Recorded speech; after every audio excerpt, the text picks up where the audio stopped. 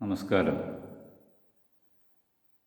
ആധുനിക യുഗത്തിൽ നമുക്ക്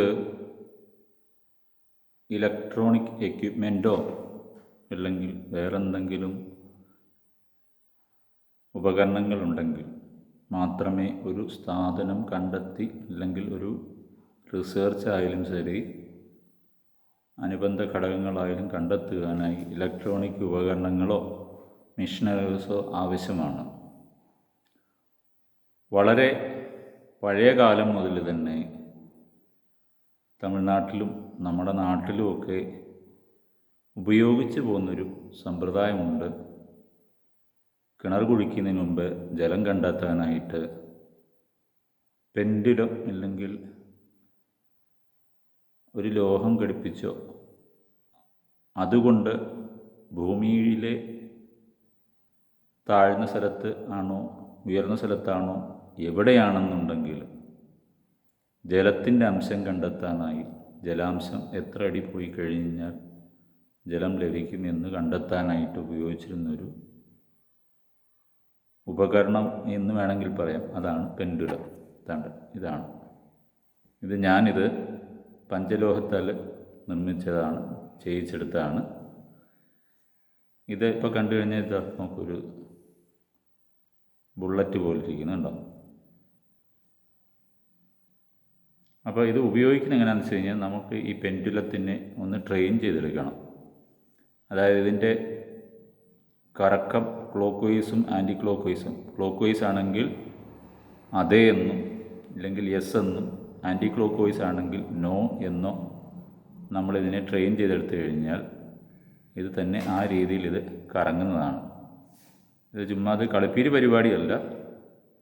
ശരിക്കും നമ്മുടെ ഊർജ്ജം ഇതുമായിട്ട് കണക്ട് ചെയ്ത് യൂണിവേഴ്സൽ കോൺഷ്യസുമായിട്ട് കണക്ട് ചെയ്ത് ഇത് വർക്ക് ചെയ്യുന്നതാണ്. ഇപ്പോൾ ഞാനിപ്പോൾ അതാ യെസ് എന്ന് പറയുമ്പോൾ ഇത് ക്ലോക്ക് വൈസ് ആയിട്ട് കറങ്ങണം എന്ന് ഞാൻ പറഞ്ഞിരിക്കുകയാണ്. തന്നെ ഇത് കറങ്ങുന്നതാണ്, ഞാൻ കറക്കുന്നില്ല. നിങ്ങൾ നോക്കുമ്പോൾ ആൻറ്റി ക്ലോക്ക് വൈസ് ആയിട്ടായിരിക്കും ഇത് കറങ്ങുന്നതായിട്ട് കാരണം സ്ക്രീനിൽ അങ്ങനെ അടിക്കുകയാണ്. അപ്പോൾ നമ്മൾ സ്റ്റോപ്പ് പറഞ്ഞാൽ തന്നെ നിൽക്കുകയും ഇനി നോ എന്ന് പറയുമ്പോൾ ആൻറ്റി ക്ലോക്ക് വൈസ് ആയിട്ട് കറങ്ങുന്നതാണ്. ഈ എസിനും നോയിക്കും ഇടയ്ക്ക് ന്യൂട്രൽ ആണെന്നുണ്ടെങ്കിൽ ഇങ്ങനെ നേരെ മുന്നോട്ടും പുറമോട്ടും പോകുന്നത് കാണാം.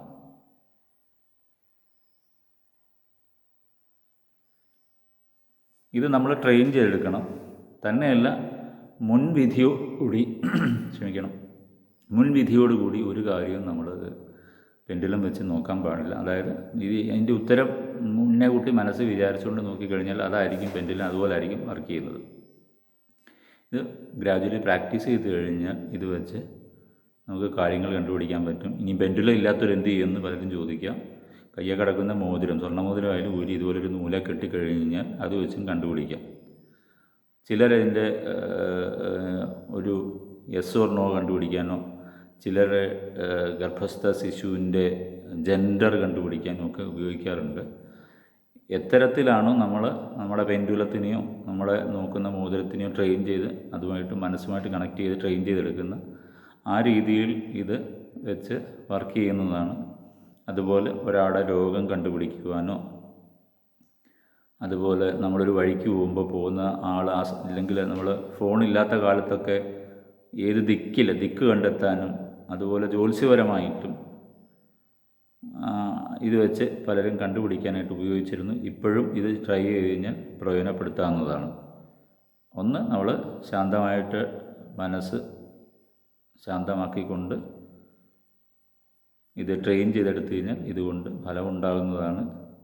വെറും തട്ടിപ്പും ഒന്നുമല്ല. ഇതിൻ്റെ അകത്ത് യുക്തിയൊക്കെ ചോദിച്ചു കഴിഞ്ഞാൽ നമുക്ക് യുക്തി എന്താണെന്ന് ചോദിച്ചു കഴിഞ്ഞാൽ ആ യുക്തി നമ്മൾ അതിൻ്റെ ഉള്ളിലേക്ക് കടന്നു പോകേണ്ട കാര്യമൊന്നുമില്ല. നമ്മുടെ കാര്യം നമ്മൾ തൽക്കാലം നടക്കുന്നുണ്ടോ എന്ന് നോക്കിയാൽ മതി. അപ്പോൾ എല്ലാവരും ഒന്ന് ട്രൈ ചെയ്ത് നോക്കൂ. യെസ് ആണെന്നുണ്ടെങ്കിൽ ക്ലോക്ക് വൈസും നോ ആണെന്നുണ്ടെങ്കിൽ ആൻറ്റി ക്ലോക്ക് വൈസും ചെയ്ത് നോക്കുക. ഇത് രണ്ടും നടക്കാൻ സാധ്യതയില്ലെന്നുണ്ടെങ്കിൽ ന്യൂട്രലാണെങ്കിൽ ലംബമായിട്ട് പ്രവർത്തിക്കുന്നതാണ്. അപ്പോൾ ഒരു കാര്യം നോക്കിയ ശേഷം മാത്രമേ ഇത് ചെയ്യാൻ പറ്റൂ. വേറെ ഒരു സമയത്ത് ഒരു കാര്യം നോക്കാനായിട്ട് ഉപയോഗിക്കുക. ഇത് ട്രെയിൻ ചെയ്ത് കഴിഞ്ഞാൽ ഇത് വെച്ച് കണ്ടുപിടിക്കാൻ പറ്റും. ഇതിന് പെൻഡുലം ഡ്രൗസിങ് എന്ന് പറയാം. നിങ്ങൾ ഇതിനെക്കുറിച്ച് ടെക്സ്റ്റുകൾ അനവധിയുണ്ട്. ആമസോണിനകത്ത് നോക്കിക്കഴിഞ്ഞാലും ടെക്സ്റ്റുണ്ട്. മലയാളത്തിൽ പോലും പെൻഡുല ശാസ്ത്രം എന്ന് പറഞ്ഞ് ടെക്സ്റ്റ് ഇറങ്ങിയിട്ടുണ്ട്. നമ്മൾ ഈ കമ്പ്യൂട്ടറിലും ഇല്ലെങ്കിൽ മൊബൈലിലും ഒക്കെ കുഞ്ഞ് കളിക്കുന്ന സമയത്ത് കുറച്ചൊന്ന് മൈൻഡ് ഡീവിയേറ്റ് ചെയ്യാനായിട്ട് ഇത്തരം കാര്യങ്ങൾ ശ്രമിച്ചു നോക്കുന്നത് നല്ലതാണ്.